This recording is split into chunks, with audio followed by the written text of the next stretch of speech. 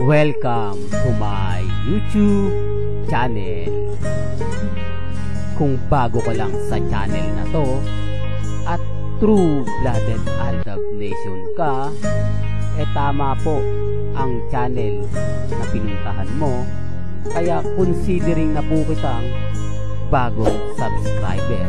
At huwag mong kalimutan pindutin yung bell para lagi po kang updated sa bagong video na ilalabas ko.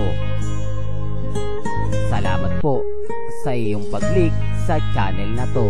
What is that in loyalty that makes you really loyal? Going back to my answer siguro a while ago, it's about giving it back and paying it to the people on what is due. Kumbaga, ang buhay naman po natin kasi action by action yan, diba? Para whatever you do to people, of course, then it will always be reciprocated by the opposite. But I think loyalty is very important to me.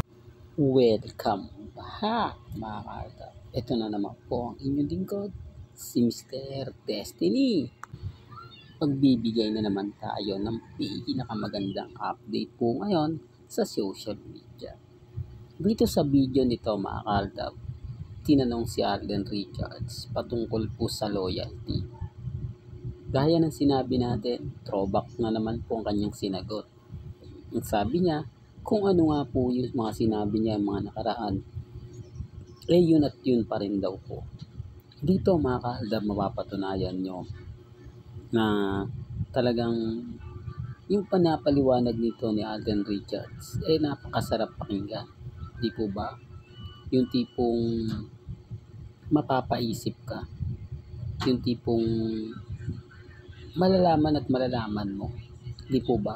Kaya nga single po si Alden Richards hanggang ngayon. Kaya nga po mas marami ang sumisimpatya. At talagang masasabi mong sumusuporta kay Alden Richards. Common sense na lang po sa mga bitter po.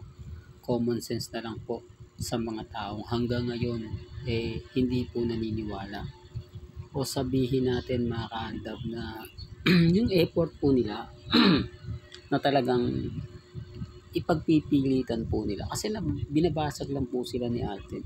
Ang ibig kong sabihin mga ka-Aldab, yung mga sinasabi po nila patungkol kay Alden Richards at kay Catherine Basag, hindi po ba? Kasi dito pa rin po tayo. Dito pa rin po tayo sa mga sinabi ni Alden Richards na hindi nagbabago. Kasi common sense na lang po, kaya nga sabi ko sa inyo, bakit yung mga pahayag ni Alden Richards, ito yung mga sinabi niya noong 2016. Hindi po ba? Kaya nga po, andito yung channel ni Mr. Destiny para ipatunayan ko po, ibalik ko po yung nakaraan sa mga sinasabi ngayon ni Alden Richards, tumutugma. Di po ba? Hindi ko inedit yan mga ka-Aldab. Yung mga napapanood po ninyo dito sa channel ni Mr. Destiny na mga salita at mga galawan ni na Alden Richards, never ko pong inedit yan. Never po akong gumawa ng mga edited picture, video para lang patunayan sa inyo na tama po ako. Kasi hindi ko naman po talaga gawain na mag-edit ng mga video gaya po ng mga armain, mga main fanatics na kung saan talaga naglalaplapan. Talagang gumagawa sila ng mga video na kung saan maganda at masarap nga po talaga panoorin. Pero sa mata nga po ng ilang mga netizen, naniniwala po sila ron. Pero sabi ko nga po sa inyo, bago po kayo maniwala, ay mag-research po muna kayo. Di po ba? Kasi never po ngayon nagre-react si Alden at wala pong babaeng nalilink kay Alden Richards. Sila lang po talaga yung gumagawa.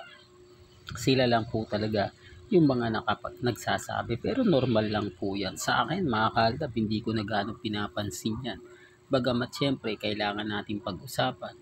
Kailangan nating pumokus kina Alden at kay Mengay, magbigay ng mga kaganapan kung ano nga po ba nangyayari kay Maine Paul Garson at Richard Paul Garson. Marami pong nag-react sa mga sinabi natin na magkasama sila Mama Ten at si Maine Mendoza. At syempre, sinang Baby Teo, maglabas daw tayo ng ebidensya, maglabas daw tayo ng resibo para lalo daw pong makumbinsi ang mga netizen. Hindi na po namin kailangan pang kumbinsihin.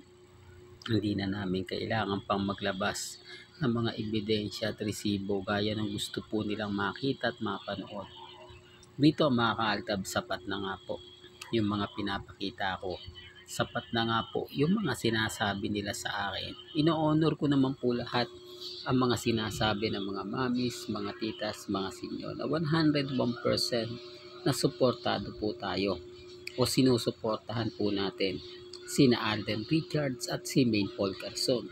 Kung nakikita nyo minsan na nagpo-promote po ako kay Alden, kung nakikita nyo minsan nagpo-promote ako kay Maine, hindi po dahilan at rason na sabihin na Alden fanatics ako at Maine fanatics ako. May mga bagay-bagay po na ginagawa ko po yan dahil wala naman pong ibang susuporta.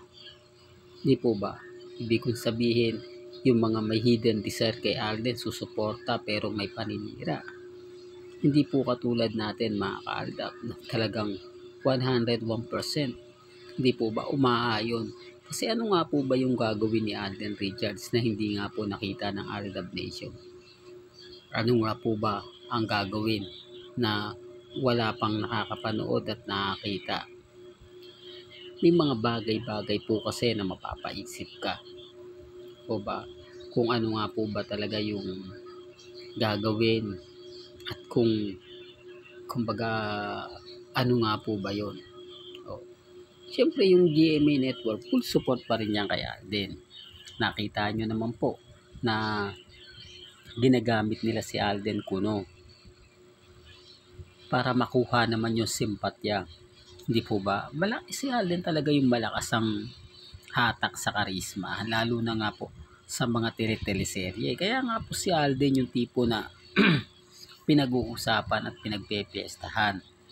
Kaya hindi po maiwasan na laging nalilink po yung pangalan ni Alden Richards. Sabi ko nga po sa inyo, napakaraming artista sa GMA Kapuso na mas talagang makikita mo na sunod-sunod yung mga teleserye. Pero kumbaga hindi siya popular na laging ini-interview sa 24 oras sa unang hirit.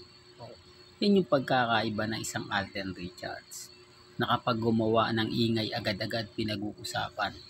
Agad-agad pinagpepestahan. Ultimo nga sila Ogie Diaz at si Christopher Min Talagang hindi po pwedeng hindi mawala si Alden.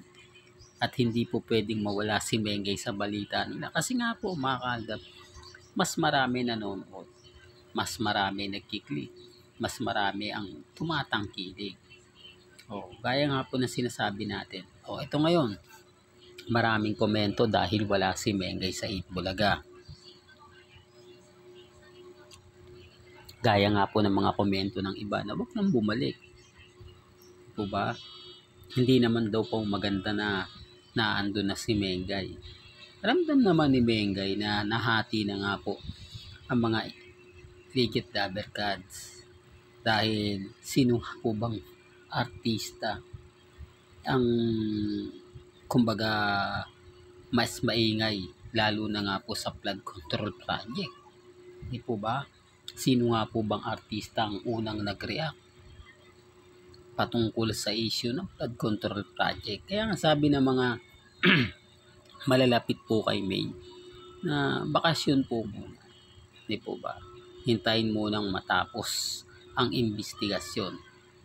Nagsampa na po ng kaso ang mga taga Quezon City o mga abogado ng mga taga QC. Gumugulong na po yan. Di po ba? Bukod po sa mga malalaking kontrobersyal. Kaya nga sabi ko sa inyo mga kaldab, malabong makalusot kasi billion po yung ninakaw. Di po ba? Billion. Yun ang masakit na katotohanan na kailangan po nilang tanggapin. Na hindi po yan mangyayari kung wala po talagang sabwatan at kuwaan po ng pera. Kaya lang siyempre nakakalungkot dahil dinadamay nila si Mengay na wala naman pong kinalaman. Po ba? Hindi, real talk to mga kaaldab. Well, hanggang dito na lang po ang ating latest updates. Kaya kung gusto nyo pa po ng pinaka-latest at sariwang update. Abay tumutok lang po kayo ito po sa channel ni Mr. Destiny para updated kayo sa mga bago at sa mga latest na i-upload po natin maya-maya lang. Kaya kung bago ka lang sa channel na to at isa kang true-blooded Aldab Nation na nagmamahal kina Mengay at Tisoy, tama po ang channel na pinuntahan mo. Kaya consider na po kitang bago subscriber. At huwag mong kalimutang i-share ang mga video po natin sa mga mami, sa mga titas at sa mga senyor. Hanggang sa muli, salamat po sa panonood at pakikinig.